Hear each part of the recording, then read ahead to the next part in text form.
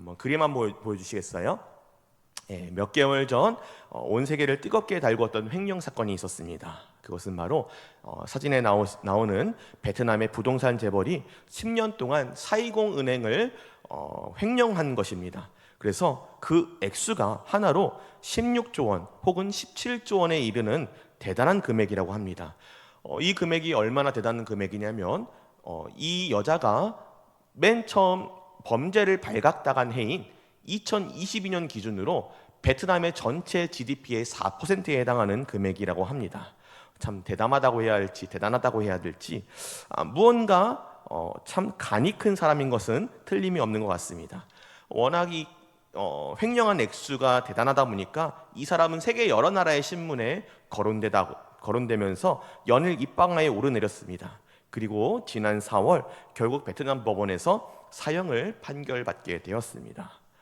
그런데 오늘 말씀을 보면 이만큼은 아니지만 대단한 횡령 사건이 예수님의 말씀 중에 등장합니다. 그것이 바로 오늘 우리가 함께 읽은 불의한 청지기의 비유에 등장하는 말씀입니다. 예수님의 비유 속에서 이 불의한 청지기는 자기 주인의 재물을 함부로 사용했던 것 같습니다. 그래서 내일부터 너 나오지 마. 대신에 너 저기 지금 준비해 놓은 일, 네가 지금 하려고 했던 일 다 열심히 세매서 다른 사람 시키면 바로 할 수 있도록 인수인계 준비해 놔라고 이렇게 이야기합니다. 그리고 그 이야기에 아무런 반론도 제기할 수 없었던 것으로 보아서 이 청지기는 정말로 마음 놓고 주인의 재물을 횡령했던 것 같습니다. 꼼짝없이 쫓겨나게 된 그는 주인의 앞을 나서면서 고민하기 시작합니다. 내가 청지기 일을 그만두고 나면 무엇을 해야 될까? 빌어먹자니 너무나도 창피하고 또 땅을 파자고 하니 너무나도 내가 힘이 없구나. 내가 이것을 어떻게 해야 될까? 정도의 차이는 있지만 예수님 당시에 땅을 파는 일과 구걸하는 일은 두 일 모두 다 비슷하게 꺼려지는 일이었다고 합니다. 구걸하는 일, 이것은 당시에 자기의 체면, 부잣집 관리인으로서의 체면이 있으니 당연하다고 치더라도 나머지 하나인 땅에 구멍을 파는 일은 무엇이 어쨌다고 이 사람이 꺼려한 것일까요?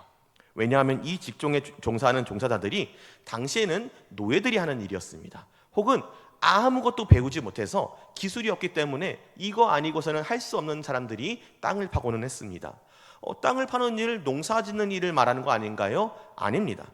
여기서 땅을 판다는 말은 우리말에서 농사를 의미하는 그런 관용적인 표현이 아니고 정말로 공사장에서 땅을 파는 일이었습니다. 단순한 노무직을 의미했습니다. 그러니까 요즘 말로 딱 3D 업종에 해당하는 그런 일이었던 것입니다. 아마도 이 청지기가 생각하기에는 자기가 배운 것이 딱히 없기 때문에, 기술이 딱히 없기 때문에 생계전선에 급작스럽게 끼어들기에는 별다른 기술을 요구하지 않는 땅을 파는 일이라든지 아니면 진짜 별 수 없이 구걸하는 수밖에 없겠구나라고 여겼던 것 같습니다.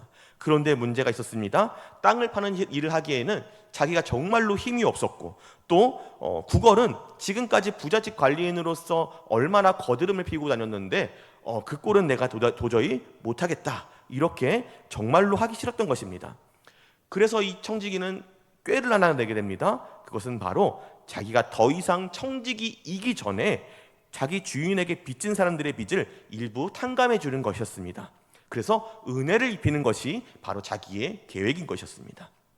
지금도 어느 정도는 마찬가지지만 예수님 당시 시대에는 누군가에게 은혜를 입힌다는 것은 대단한 일을 의미했습니다. 그래서 내가 어떤 사람에게 은혜를 입었다는 것은 내가 생각하기에 충분한 정도로 저 사람에게 은혜를 갚아주기 전에는 이 은혜를 계속해서 갚아줘야 하는 것이 마땅했습니다. 그래서 학자들은 이러한 시대적인 문화 특징을 은혜와 호의 관계다라고 부르고 있습니다. 이처럼 학자들이 당시의 모습을 아예 특징이다, 이 시대의 특징이다라고 분류했을 정도로 당시는 누군가에게 도움을 얻었다면 제대로 갚아주는 것이 당연한 시대 분위기가 있었던 것입니다. 그렇기 때문에 이 청지기는 꾀를 냅니다. 그래서 기름 100마를 빚진 자에게는 50말의 기름을 탕감해주고 또 밀 100석을 빚진 자에게는 20석의 밀을 탕감해주면서 그들에게 은혜를 입힐 생각을 한 것입니다.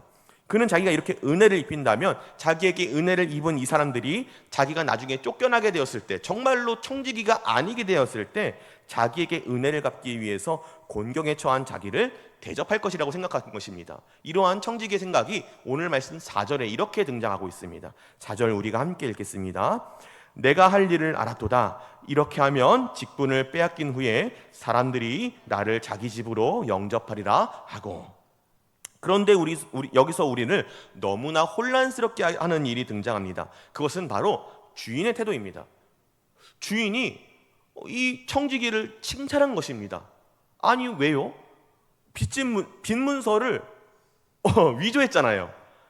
기름 100마리를 빚진 사람에게는 50말만 갚으라고 쓰게 하고, 또 밀 100석을 빚진 사람에게는 80석만 갚게 하고, 20석, 50말 이렇게 눈에 보일 정도로 뻔하게 많은 양의 빚이 줄어들었는데 주인이 이걸 보고 야, 너 정말 똑똑하네라고 칭찬했다는 것입니다.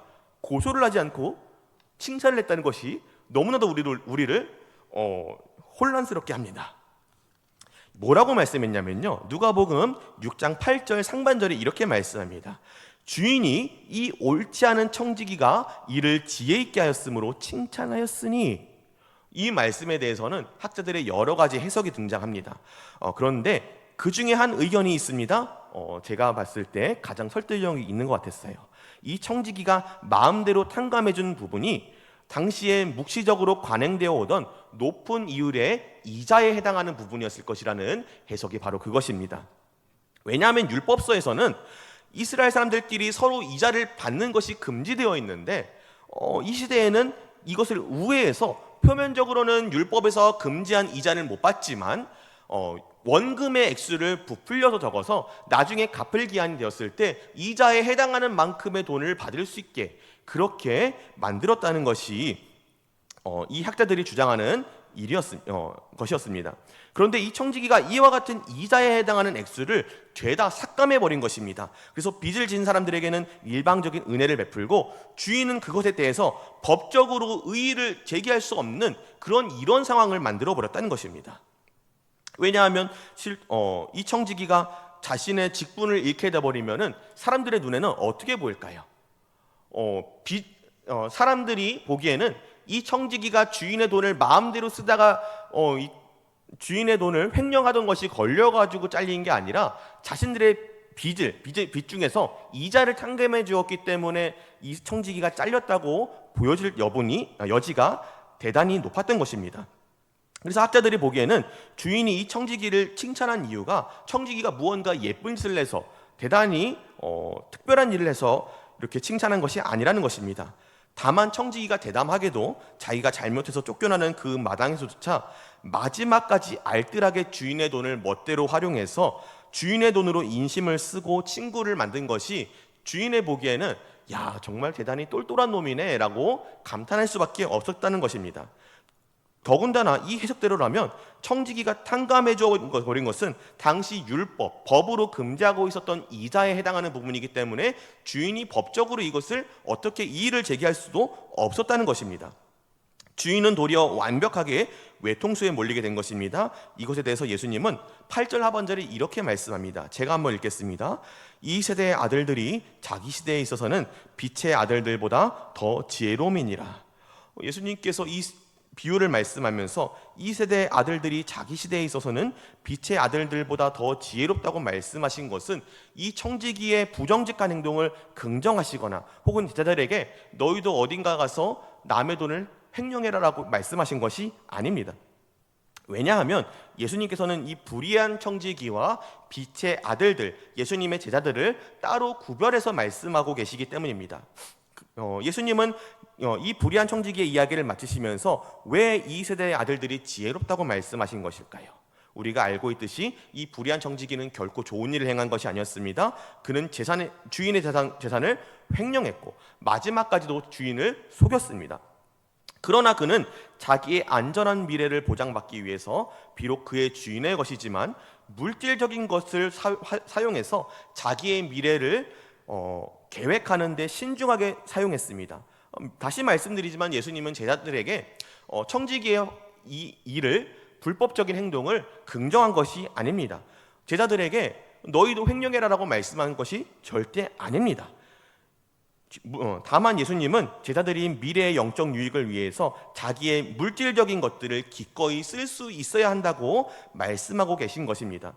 불의한 청지기는 이 땅에서 자기의 삶을 더 편안하게 만들 방법을 찾기 위해서 힘썼던 이 세상 사람이었습니다.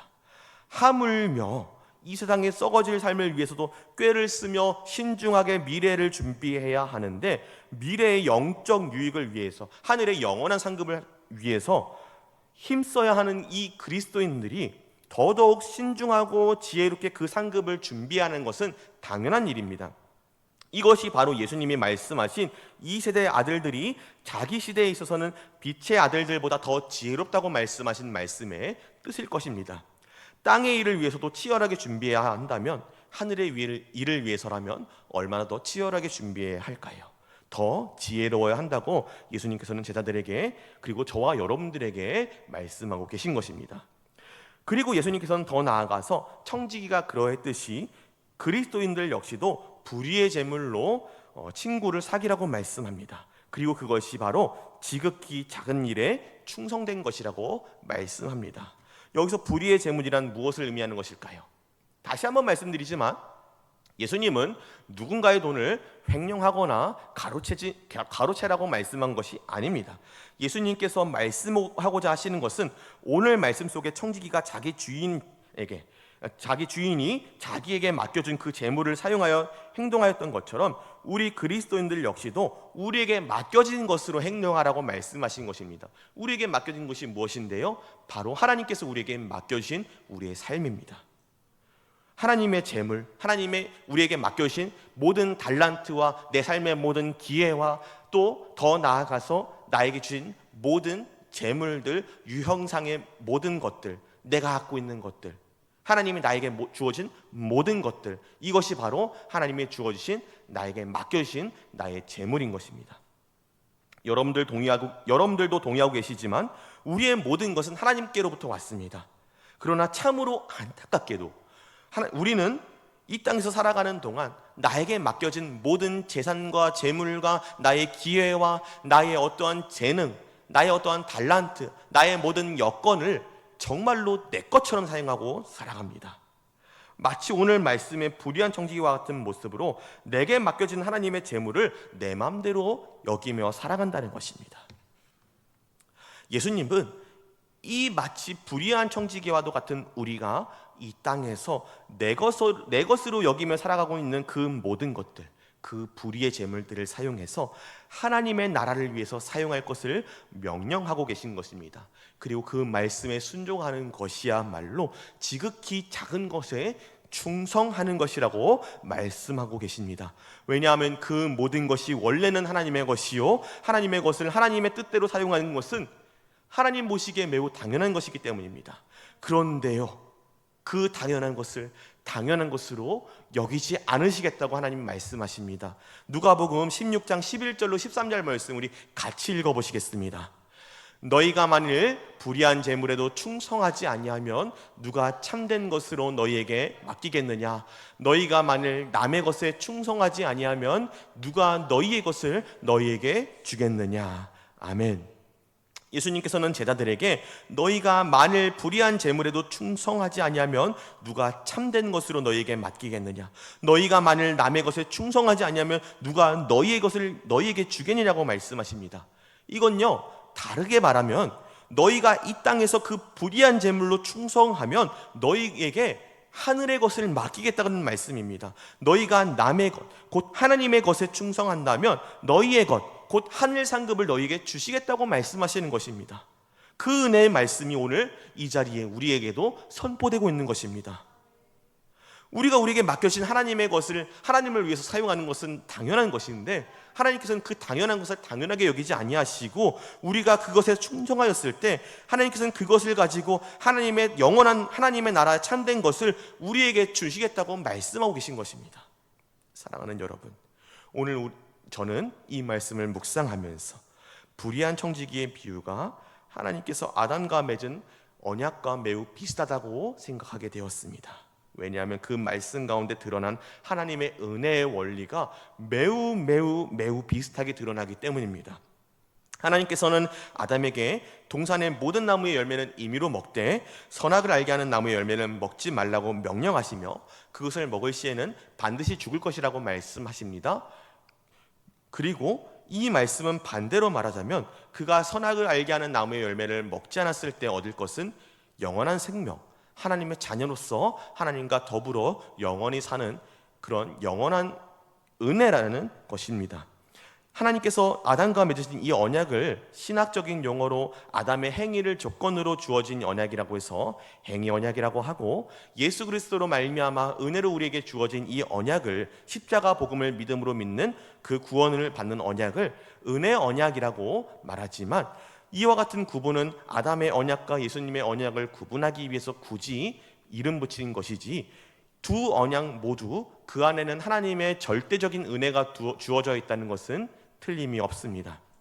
아담은 하나님의 피조물입니다. 하나님의 것이기 때문에 그가 하나님의 말씀에 순종하는 것은 매우 당연한 일입니다. 그러나 하나님께서는 그 당연한 일을 당연한 일로 여기지 아니하시고 그 당연한 일로 조건을 하여서 그와 은혜를 맺으시면서 우리에게 영원한 생명을 약속하신 것입니다. 이것이 아담의 언약 가운데 드러난 하나님의 은혜입니다. 그리고 오늘 말씀의 비유에 드러난 하나님의 은혜 역시도 매우 흡사합니다. 아담이 하나님의 것이듯이 우리 역시도 하나님의 것입니다. 우리에게 주어진 것 역시도 하나님의 것입니다. 그런데 우리가 순종하였을 때 하나님께서는 그것을 당연한 것으로 여기지 않고 하늘의 것을 우리에게 상급으로 약속하고 계신다는 것입니다. 예수 그리스도의 은혜의 언약에 따라 구원 얻은 성도들이 이 땅에 살아갈 때 하나님 앞에서 자기의 물질로서 하나님의 뜻에 순종하여 지혜롭게 사용할 때 그의 순종을 귀하게 여기시고 그의 당연한 순종으로 말미암아 하늘의 것을 상급으로 주시겠다고 말씀하시는 것입니다. 그렇다면 우리가 나는 구원받았으니까 하늘의 상급까지는 필요 없습니다, 나는 내 멋대로 살아갈래요, 이렇게 말씀할 수 있을까요? 그럴 수 없습니다. 예수님은 집의 하인이 두 주인을 섬길 수 없다고 분명히 경고하십니다. 우리 마음의 왕자는 하나입니다. 우리가 마음의 왕자의 하나님을 모시느냐 아니면 만몬을 모시느냐는 매우 매우 중요한 우리 삶의 모습의 원리로 나타납니다. 그래서 하나님을 나의 주인으로 모셨다면 나의 삶에 구원받은 자의 모습이 나타나야 하는 것입니다.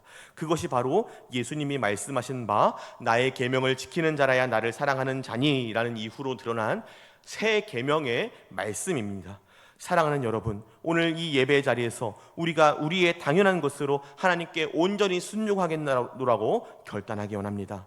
값진 진주를 발견한 상인이 자기의 모든 재물을 팔아서 그 진주를 산 것처럼, 숨겨진 보화를 발견한 사람이 자기의 모든 소유를 팔아서 그 밭을 사고 그것으로 말미암아 기뻐하는 것처럼 내게 허락하신 하나님의 것으로 하나님의 나라를 위하여 사용하고 내게 허락하신 그 하나님의 재능으로 말미암아 내가 하나님 나라를 위해서 쓰는 것, 너무나 당연한 것, 그 당연한 것을 당연한 것으로 넘기지 아니하시고 우리에게 복 주시는 하나님 앞에 은혜와 감격으로 하나님만 주인으로 섬기며 살겠노라고 결단하시는 이 자리의 모든 서울 상강의 자녀들 되시기를 간절히 주님의 이름으로 축복합니다.